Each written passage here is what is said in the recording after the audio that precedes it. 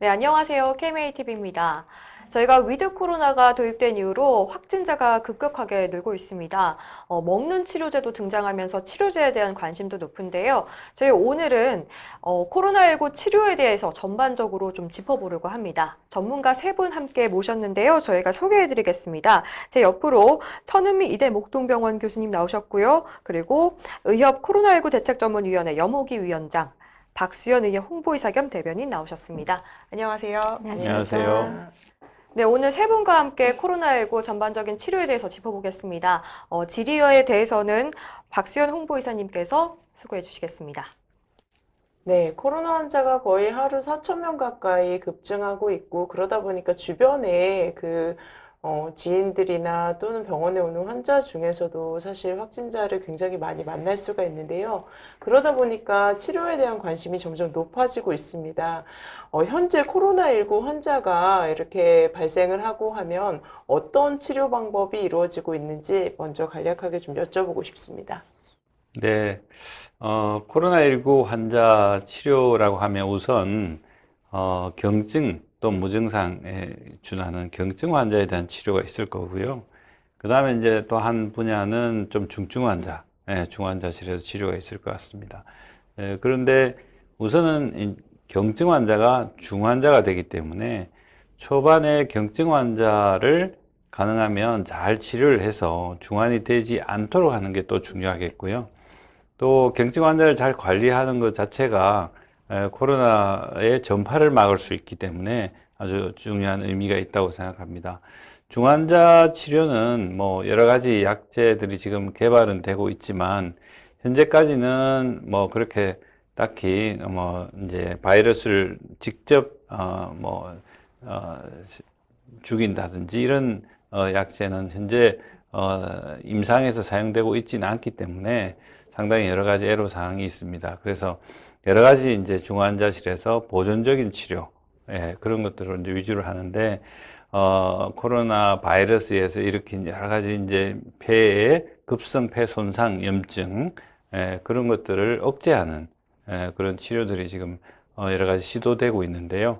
그 중에 하나가 이제 대표적인 것이 스테로이드 계열의 약물 같은 것들을 쓰고 있고, 그 다음에 이제 일반적인 우리 급성 호흡 부전 증후군에서 치료하는 여러 가지 그런 그 근거에 맞는 치료를 지금 중환자실에서 하고 있습니다. 네, 아마 보존적인 치료라는 게 결국에는 환자가 있는 증상들이나 아니면 환자의 기본적인 부분에 대해서 계속 서포트를 해주고 그 부분을 해결해주는 그런 부분들을 얘기를 하고 있고요. 아마 근본적으로 뭔가 바이러스를 제거하거나 이런 치료는 아직까지는 없는 걸로 되어 있는 것 같은데요. 혹시 그 치료제나 이런 부분들에 대해서 사람들이 되게 관심이 많은 것 같습니다. 이제 뭐 먹는 치료제도 있고, 또 뭐 주사로 투약하는 그런 항체 치료제도 있는데, 이 코로나19 치료제의 어떤 종류나 아니면 또 차이점이나 이런 부분에 대해서 간략하게 좀 설명을 부탁드리겠습니다.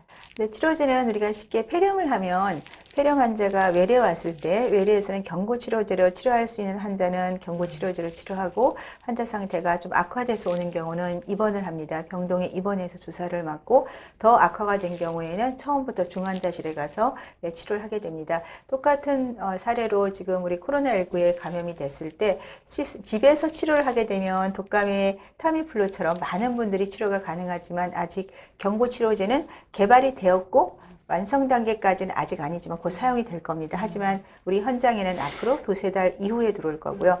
지금 치료하는 거는 염호기 교수님 말씀하셨듯이 이 폐렴이 되는 바이러스 폐렴은 초기 치료가 매우 중요합니다. 지금 우리나라가 이 확진자가 늘면서 확진자 대비 중증 환자가 많이 느는 이유가 초기 치료가 안 되기 때문이거든요.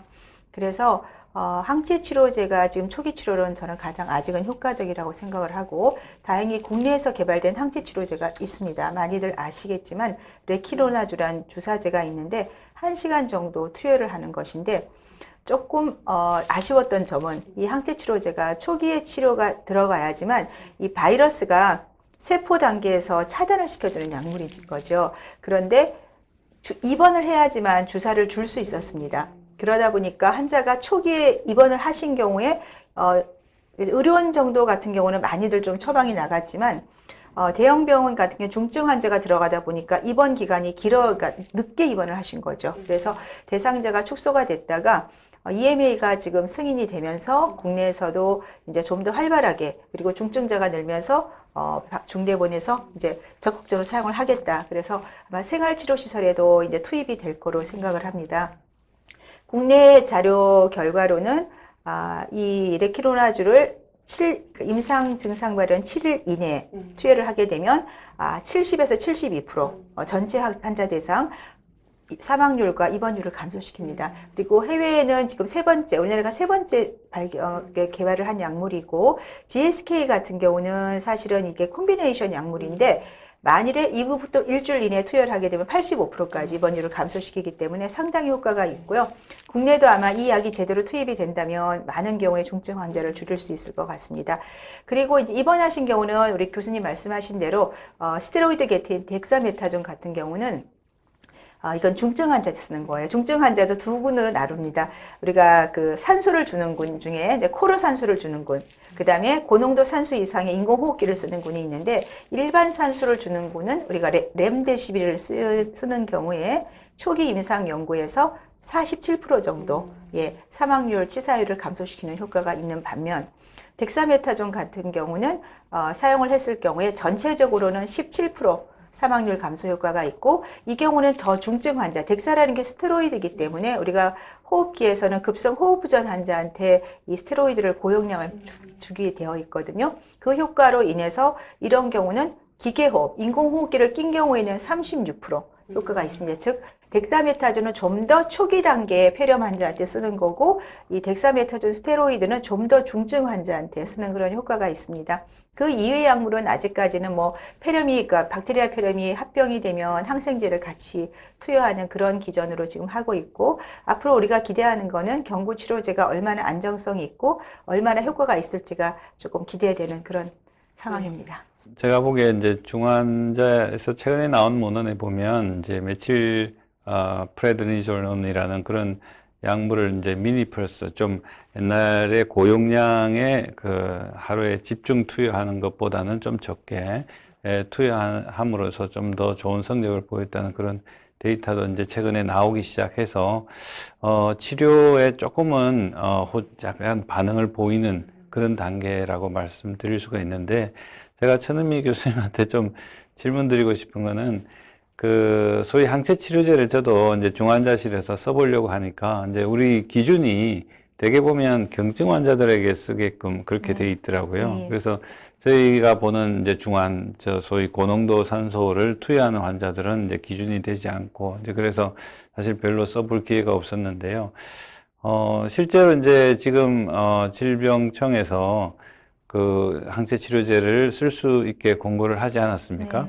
그래 했는데, 그거를 저희 선별진료소나 생활치료소에서 어떻게 그걸 쓸 수 있을까 한번 생각해 보면 현실적으로 굉장히 어렵다 하는 생각이 듭니다. 왜냐하면 이게 이제 1시간 동안 정맥 주사를 줘야 되지 않습니까?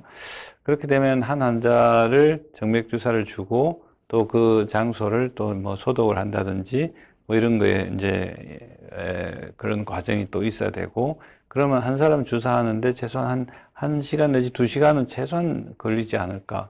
그리고 그런 걸 하려면 의료 인력도 굉장히 이제 소모가 많이 되지 않을까 하는 생각이 들고요.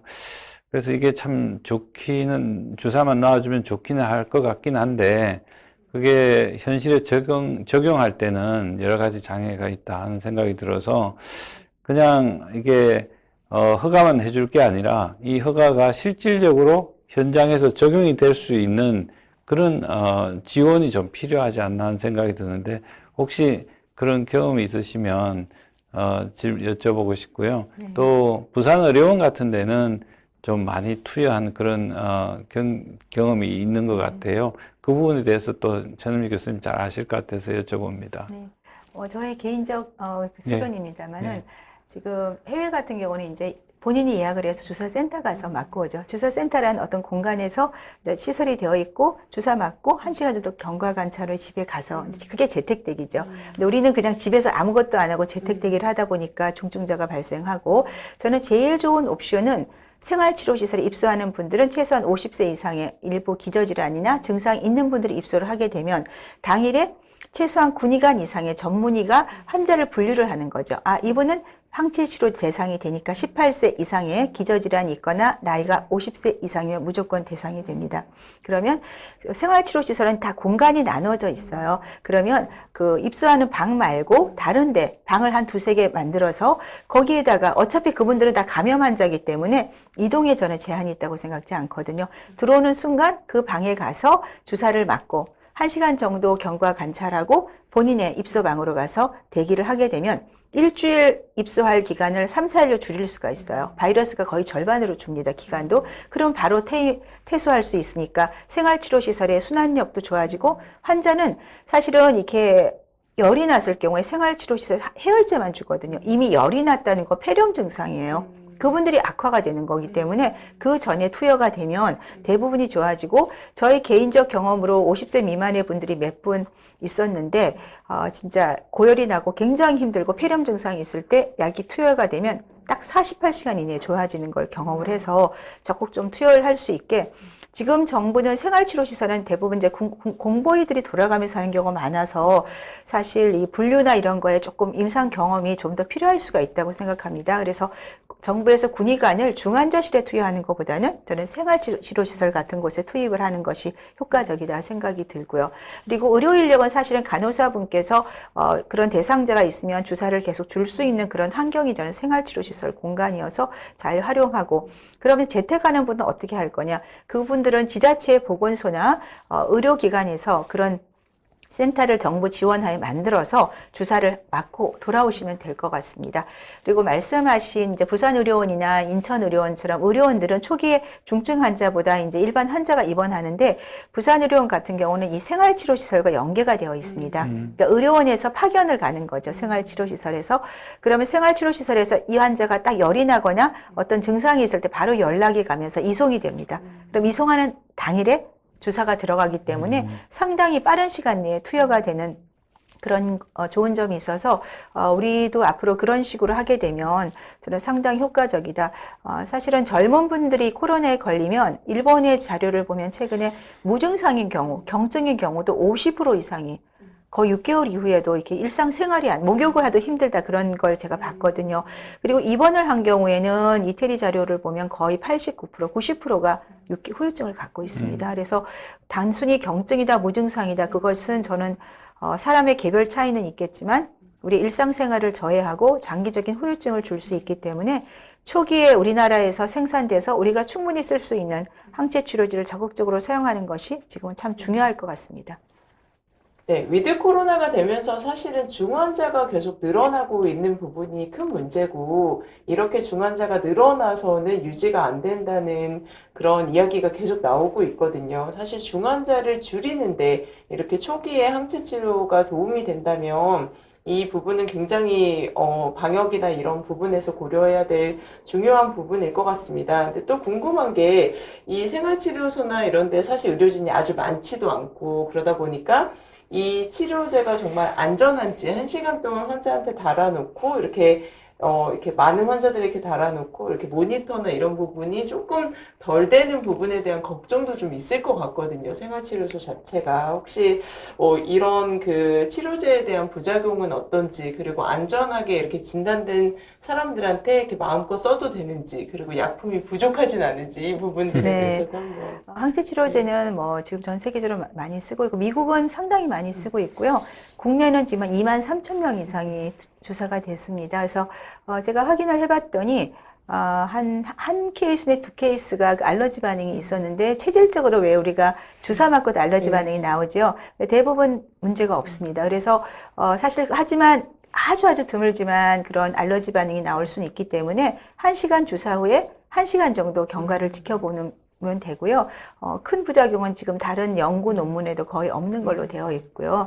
약제는 다행히 우리나라에서 생산을 하고 있기 때문에 충분히 있습니다. 해외는 약제가 없어서 미국은 확진자가 하루에 10만 명이 넘는데 약제 자체는 수십만 병밖에 안 되거든요. 그래서 쓸 수 있는 한계가 있고 또 비용이 굉장히 비싼데 국내는 뭐 약도 많기 때문에 정부가 이렇게 의료 지원과 주사 맞을 장소만 잘 선정을 해주신다면 많은 분이 혜택을 받을 수 있을 것 같습니다. 네, 초기 그 발매될 때는 이제 2시간 동안 이제 아나필락시스 이런 것 네. 때문에 투여하라고 돼 있는데 계속 투여를 한 경험을 이제 누적되니까 되게 1시간 이내에 끝내도 별 문제는 없다. 예, 그렇게 알려져 있기 때문에 비교적 뭐 안전한 약제라고 저희는 알고 있습니다. 그렇군요. 네. 그 이유가 이게 사람의 몸에서 추출한 항체를 증폭을 한 거기 때문에 일반 약물보다는 부작용이 적다고 생각합니다.